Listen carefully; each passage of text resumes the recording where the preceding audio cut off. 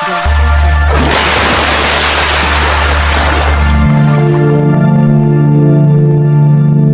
Oke teman-teman, kembali lagi dengan saya Sri Julfiani dan Ibu Santi Andriani SPDI MPD.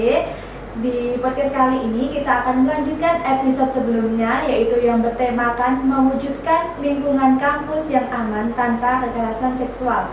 Kalau di lingkungan kampus, berarti nanti bisa ke teman yang terdekat, kemudian juga bisa langsung aduan ke PSKA, gitu.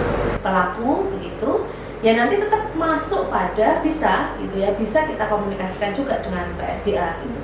Jadi silahkan nanti bisa komunikasi juga dengan PSKA, kemudian nanti bisa kita dampingi seperti apa kondisi dari pelaku, apakah memang juga perlu melalui psikolog, kemudian juga komunikasi dengan keluarga, itu penting.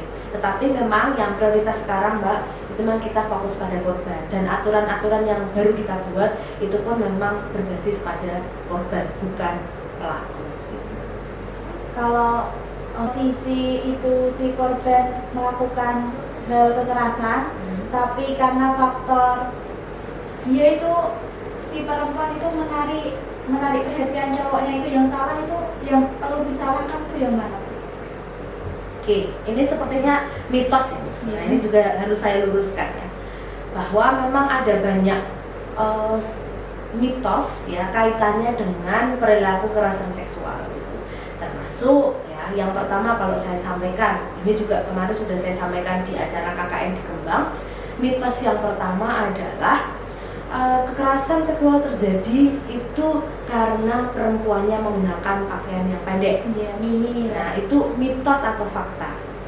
Maka itu sesuai riset, itu mitos. Kenapa begitu? Karena banyak riset yang menyampaikan, yang menghasilkan bahwa banyak yang jilbaber, banyak yang kemudian pakai cadar, itu semuanya terkena kekerasan seksual. Tetap saja Ya, nggak itu mandang. jadi itu mitos, gitu ya, mitos. Kemudian ada lagi yang menyampaikan banyak kekerasan seksual itu karena ya di tempat sepi, kemudian di luar rumah, di tempat malam gitu ya, tengah malam dan sebagainya. Itu juga mitos. Kenapa begitu? Ruang keluarga pun yang harusnya ruang aman, itu kan sekarang banyak kasus, ya kan? Banyak di televisi. Ternyata orang tua kemudian melakukan pencabulan ke Anaknya anak, sendiri. penyekapan ke anak, sehingga itu tidak menjadi bukti valid bahwa kemudian oh ini kan karena perempuannya, bukan itu. Jadi kita adalah fokusnya pada korbannya ya. Terus kalau sampai sekarang ini yang ibu temui itu kan yang kita dengar kan banyak kasus cowok ya Bu yang melakukan kekerasan seksual. Apakah ada temuan itu dilakukan oleh perempuan pelakunya?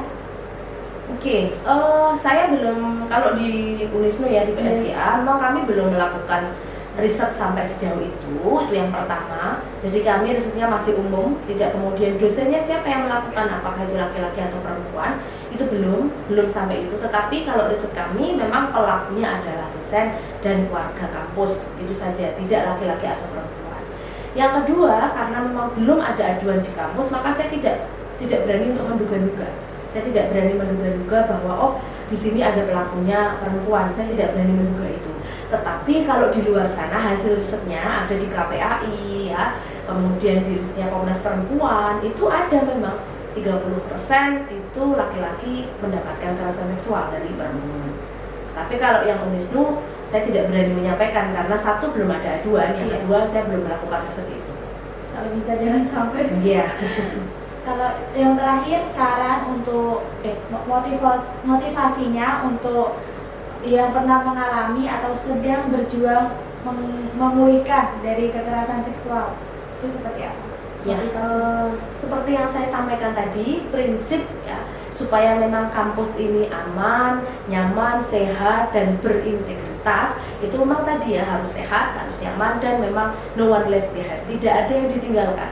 Prinsipnya adalah kampus yang aman dan nyaman itu tidak ada yang ditinggalkan, siapapun tidak ada yang ditinggalkan, baik itu laki-laki, perempuan, transgender, baik itu mungkin mahasiswa, baik itu dosen, baik itu pegawai sekalipun ya, kemudian yang disabilitas, itu tidak ada yang ditinggalkan, semuanya sama gitu ya.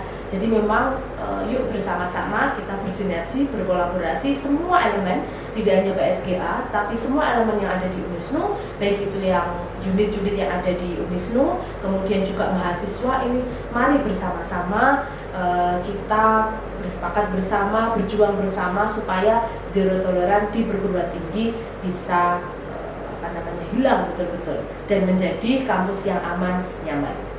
Gitu. Oke, saya rasa obrolan kita udah terlalu panjang. Terima kasih kepada Bu Santi atas waktunya. Terima kasih kepada semua yang udah menonton podcast kali ini. Kurang lebihnya mohon maaf. Wassalamualaikum warahmatullahi wabarakatuh. Waalaikumsalam warahmatullahi wabarakatuh.